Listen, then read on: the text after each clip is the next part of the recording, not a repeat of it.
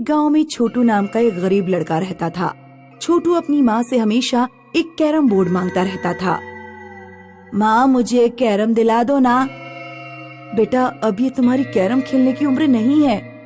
पड़ोस वाली निधि तो मेरे बराबर है और दिन भर अपने दोस्तों के साथ कैरम खेलती है। वो अमीर बाप की बेटी है। अमीर बच्चों का बचपन ज्यादा लंबा चलता है और गरीब बच्चों का बचपन बहुत जल्दी खत्म हो जाता है, क्योंकि उन्हें जिम्मेदारियां संभालनी नहीं पड़ती हैं। माँ, बचपन नहीं, बस एक कैरम बोर्ड मांग रहा हूँ। कह दिया ना, नहीं मिल सकता। छोटू निराश होकर निधि के घर गया।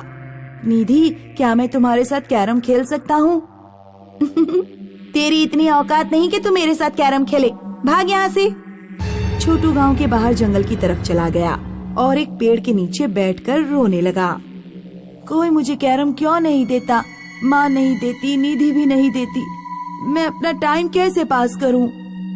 उस पेड़ पर एक चुड़ैल रहती थी जो इंसानों को खाती थी। चुड़ैल ने छोटू की पूरी स्थिति समझ ली। उसने एक सुंदर औरत का रूप धारण किया और छोटू के सामने एक कैरम बोर्ड लेकर आई। सुनो, तुम रो क्यों रहे हो? मुझे बस एक कैरम बोर्ड चाहिए। ये लो, मैं यहाँ पड़ोस में ही रहती हूँ। क्या तुम मेरे घर चलकर मेरे साथ गेम खेलोगे? छोटू ने इतना शानदार कैरम कभी नहीं देखा था। उसने तुरंत खेलने के लिए हाँ कर दिया। चुड़ैल छोटू को एक झोपड़ी में ले गई। तुम यहाँ बैठो और गोटियां सजाओ, मैं अभी आती हूँ। चुड़ैल छोटू को झोपड़ी में छोड़कर बाहर आ जाती है। ये तो बहुत आसानी से मेरे जाल में फंस गया। इसे मैं अभी कच्चा खा सकती हूँ, लेकिन मैं ऐसा नहीं करूँगी। इसके द्वारा मैं गांव से और इंसानों को यहाँ मंगवाऊंगी और फिर दावत उड़ाऊंगी। चुड़ैल औरत के रूप में आकर छोटू के पास आ जाती है और कहती है, तुम इस कैरम को अपने घर ले जा सकते हो और अपने दोस्तों के साथ खेल सकते हो, लेकिन एक बात का विशेष ध्यान रखना, ये कैरम टूटना नहीं चाहिए। आप चिंता न करें, मैं इस पर खरोंच भी नहीं आने दूंगा। चुड़ैल ने कैरम में अपनी शक्तियां डाल दी थीं। अब जो भी इस कैरम में हारेगा वो मेरा गुलाम बन जाएगा और जंगल की तरफ चला आएगा। फिर मैं उसे नोच नोच कर खा जाऊंगी। छोटू जब कैरम लेकर गांव पहुंचता है तो गांव के सारे लोग उसका कैरम देखते रह जाते हैं। उन्होंने इतना अच्छा कैरम बोर्ड कभी नहीं देखा था। क्या मैं तुम्हारे साथ कैरम खेल सकती हूँ? मैंने तुमसे जो कहा उसके लिए मैं माफी चाहती हूँ। ठीक है, खेल सकती हो। निधि कैरम में गेम हार गई। हारने के बाद उसका व्यवहार अचानक से बदल गया। ना वो कुछ सुन रही थी और ना ही कुछ बोल रही थी। निधि, पिताजी तुम्हारे लिए मिठाई लेकर आए हैं, खाओगी क्या? निधि बिना कुछ जवाब दिए सीधे कमरे में चली जाती है। इसे क्या हो गया? निधि बिस्तर पर जाकर लेट गई। उसे एक सपना आया। आजा मेरी बच्ची, आजा मेरे पास जंगल में, मैं तेरा इंतजार कर रही हूँ। मेरे पेट में जाना ही अब तेरा धर्म है। निधि रात के 2 बजे अचानक बिस्तर से उठ गई और चल पड़ी। निधि का पैर गिलास से टकरा गया। गिलास की आवाज सुनकर निधि की माँ जाग गई। निधि कहाँ जा रही है इतनी रात में? निधि, निधि, क्या तुझे सुनाई नहीं दे रहा? निधि की माँ निधि का हाथ पकड़ लेती है। निधि ने गुस्से से लाल आंखों से अपनी माँ की तरफ देखा और अपनी माँ को उठाकर दीवार पर दे मारा। निधि की माँ निधि को आवाज देती रही, लेकिन उठ नहीं पाई और कुछ देर बाद बेहोश हो गई। सुबह निधि की माँ को होश आया तो वो पूरे घर में निधि को ढूंढने लगी। निधि, निधि तुम कहाँ हो? निधि। निधि की माँ छोटू के घर पहुँची। छोटू, क्या तुमने निधि को देखा? वो रात में जंगल की तरफ चली गई थी। मेरी एक ही बेटी है, उसे ढूंढने में मेरी मदद करो। रोइए मत आंटी, मैं आपकी मदद करूँगा। चलिए जंगल में चलकर उसे ढूंढते हैं। छोटू निधि की माँ के साथ जंगल में जाता है। उन लोगों को झोपड़ी से निधि के रोने की आवाज सुनाई दी। ये तो उन्हीं आंटी की झोपड़ी है जिन्होंने मुझे कैरम दिया था। छोटू ने छुपकर देखा। चुड़ैल ने निधि को एक खम्बे से बांध रखा था। निधि के माथे पर लंबा काला टीका था और गले में हड्डियों की माला। तू कैरम बोर्ड से प्राप्त हुई पहली शिकार है, इसलिए तुझे खाने से पहले तेरा थोड़ा मांस अपने देवता को चढ़ाऊंगी। उस कैरम को मैंने छोटू को देकर बहुत बड़ा रिस्क लिया है, लेकिन उस कैरम में मेरी जान बसी हुई है। अगर वो कैरम टूट गया तो मैं जिंदा नहीं बच पाऊंगी। लेकिन उस बेवकूफ छोटू को इस बात का कुछ पता नहीं। अब तुझे मारने का वक्त आ गया है। छोटू समझ गया कि उसने जिस आंटी से कैरम लिया था वो आंटी चुड़ैल है। छोटू तुरंत अपने घर की तरफ भागा। छोटू, तुम कहाँ जा रहे हो? आप निधि का ध्यान रखिए, मैं कैरम बोर्ड तोड़ने जा रहा हूँ। चुड़ैल ने चाकू उठाया और निधि की गर्दन काटने के लिए खड़ी हुई। डर लग रहा है तुझे या नहीं? बकरे की बलि पीछे से देते हैं, इसलिए मैं तेरी गर्दन तेरे सामने नहीं, पीछे से ही काटूंगी। डर मत। चुड़ैल निधि की गर्दन काटने ही वाली थी कि तभी उधर घर पर छोटू ने कैरम बोर्ड तोड़ दिया। कैरम के टूटते ही चुड़ैल मर गई। रमन और मानवी नैनीताल में रहते थे। आज उनके मम्मी पापा कहीं बाहर जा रहे थे।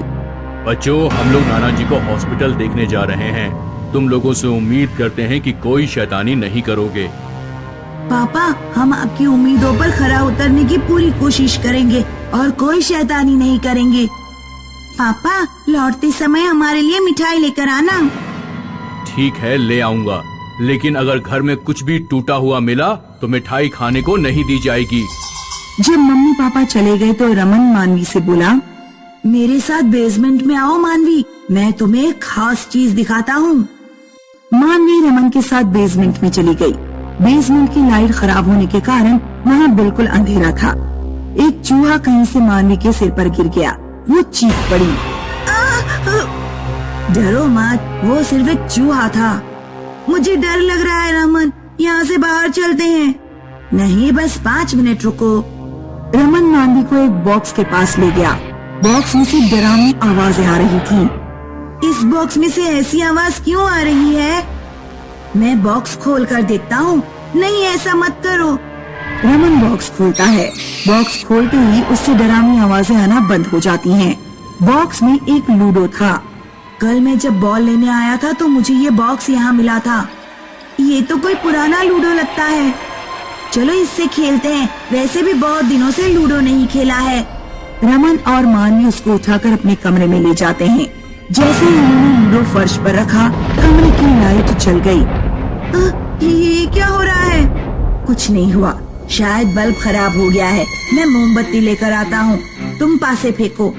मानवी ने जैसे ही पासे फेंके, नीचे ग्राउंड फ्लोर पर किसी लड़की के चीखने की आवाज आई। क्या हमारे घर में कोई चुड़ैल आ गई है? हाँ, लगता तो ऐसा ही है। तुम हॉकी ले लो और मैं बैट ले लेता हूँ। हॉकी और बैट लेकर मानवी और रमन सीढ़ियों से नीचे जाते हैं। उनकी तरफ पीट करे दुल्हन जैसे लाल कपड़ों में कोई खड़ा हुआ था। रमन और मानवी का गला सूख गया। वो कौन है? दुल्हन के कपड़े पहने खड़ी औरत बिल्कुल हिल भी नहीं रही थी। रमन ने उसके बैट फेंक कर मारा, लेकिन बैट उसके आर पार हो गया और एक्वेरियम में जा लगा। एक्वेरियम टूटकर चूर चूर हो गया। औरत अचानक पलटी। उसकी शक्ल भयानक थी।